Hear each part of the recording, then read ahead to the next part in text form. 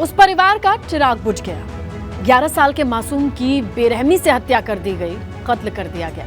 इस खौफनाक वारदात को अंजाम देने वाला कोई और नहीं, रिश्ते में उस बच्चे का चाचा था। वो कलयुगी अब पुलिस के हत्थे चढ़ गया है। लेकिन पुलिस के लिए यह बड़ा सवाल बना हुआ है कि एक मासूम की भला किसी से इतनी दुश्मनी क्या हो सकती है।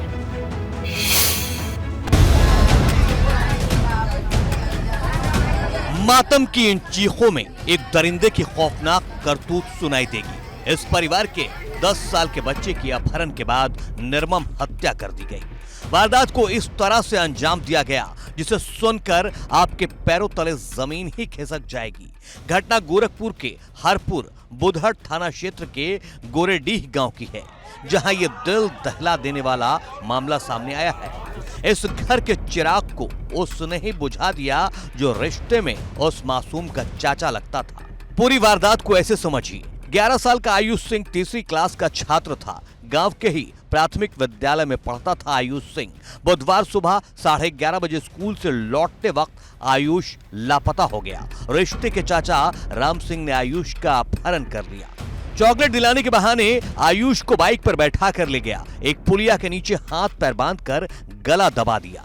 बच्चे को मरा हुआ समझकर आरोपी मौके से फरार हो गया। आयुष के घर न पहुंचने पर परिजनों ने खोजबीन शुरू की। परिजनों ने मामले की पुलिस को जानकारी दी। जांच में जुटी पुलिस ने आरोपी से सख्ती से पूछताछ की। पुलिस की पूछताछ में पूरे मामले का खुलासा हो गया। पुलिस ने आरोपी की शिनाख्त पर आयुष को उसी पुलिया के नीचे से बेहोशी की हालत में बरामद कर लिया और तुरंत उसे अस्पताल में भर्ती कराया गया, जहां वो जिंदगी की जंग हार गया। पुलिस ने इस पूरी घटना में तत्परतापूर्वक छानबीन से उस अभियुक्त गिरफ्तार कर लिया है। आईपीसी की सुसंगत धाराओं में अभियोग तरमीम करके उसे माननीय न्यायालय के समक्ष प्रस्तुत किया गया है। पोस्टमार्टम रिपोर्ट के आधार पर जो भी तथ्य सामने आएंगे उसके अनुसार इसमें धाराओं की वृद्धि करके कठोरतम कार्यवाही की जाएगी। बेटे की मौत के बाद परिवार पर दुखों का पहाड़ टूट पड़ा है। वहीं गांव में बच्चे की मौत की सूचना के बाद ग्रामीणों ने आरोपी के घर का घेराव कर लिया। तनाव को देखते हुए कई थानों के पुलिस और पीएससी को गांव में तैनात कर दिया गया। साथ ही अधिकारियों ने आक्रोशित ग्रामीणों को समझा बुझाकर शांत कराया। राम सिंह आपराधिक प्रवृत्ति का है, हालांकि 11 साल के बच्चे की उसने हत्या क्यों की, पुलिस इस सवाल का जवाब ढूंढने में जुटी है। गोरखपुर से एबीपी गंगा के लिए नीरज श्रीवास्तव की रिपोर्ट। कानपुर में अवैध संबंधों के शक ने एक परिवार की खुशियों को उजाड़ दिया।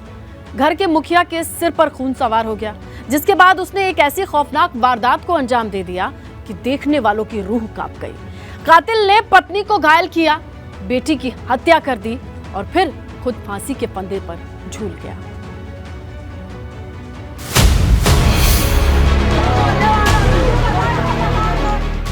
ब्लेड से पत्नी की नाक काटी,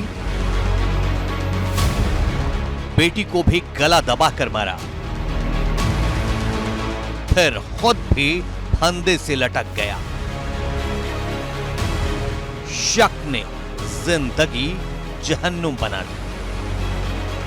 पुलिस तफ्तीश में जुटी है, चप्पे चप्पे की तलाशी ले रही है। इधर घर में मातमी चीख पुकार मची है। इस घर में 2 लोगों की लाश पड़ी है। घर के मुखिया ने खुद ही अपने हाथों अपनी दुनिया उजाड़ दी। कानपुर के हनुमंत विहार गल्ला मंडी में रहने वाले छोटे शाह ने अवैध संबंधों के शक में पत्नी पर ब्लेड से हमला कर दिया। बेटी ने जब बीच बचाव करने की कोशिश की तो उसका गला घोंटकर छोटे शाह ने हत्या कर दी और इसके बाद खुद भी फंदे पर लटक गया। आपसी विवाद के चलते पत्नी अलग रहती थी। ऐसा बताया जा रहा है कि 3 दिन पहले ही वो छोटे शाह के पास वापस रहने आई थी। दरअसल मूल रूप से नौबस्ता का रहने वाला छोटे शाह अमोली के जिला पंचायत सदस्य ब्रजेश पटेल उर्फ गब्बर की कार चलाता था। परिवार में पत्नी रुखसार, बेटी आरजू और 2 बेटे आरिफ और आर्यन भी थे।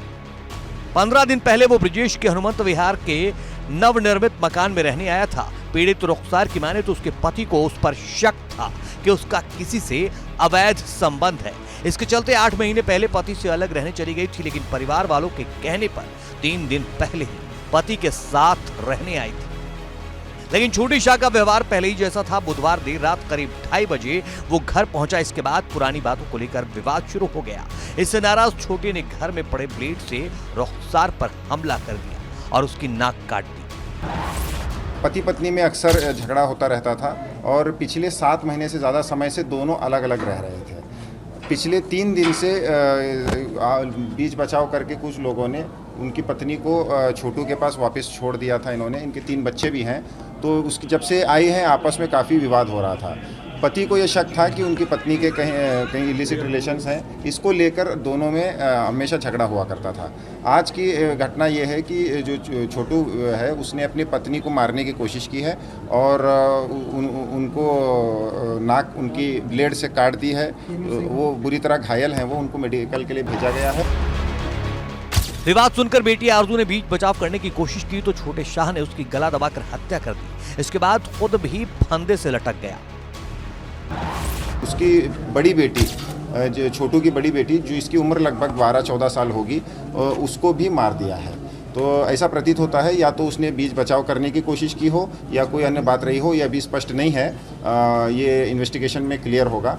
तो उसकी भी हत्या हुई है और 2 डेड बॉडी यहाँ पाई गई और एक बहुत ही सीवियरली इंजर्ड उनकी पत्नी पाई गई है। छोटे शाह के काम पर ना पहुंचने पर जिला पंचायत सदस्य ने उसके मोबाइल पर कॉल की तो कोई जवाब नहीं मिलने पर उन्होंने अपने 2 सहयोगियों को छोटे को बुलाने के लिए घर भेजा।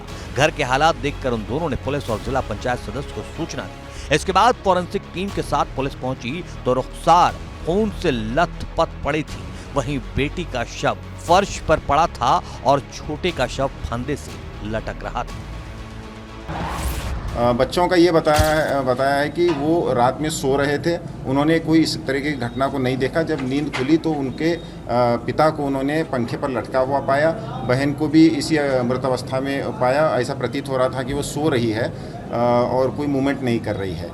बस इतना उनका कहना है और किस बात को लेकर झगड़ा हुआ और अन्य उसके बारे में इनको कोई भी जानकारी नहीं है। जाहिर है शक एक ऐसी बीमारी है जिसका कोई इलाज नहीं है। शक ने अच्छों की दुनिया उजाड़ डाली है। इस परिवार के मुखिया ने भी शक की खातिर अपनी दुनिया बर्बाद कर डाली। Bureau report, ABP Ganga.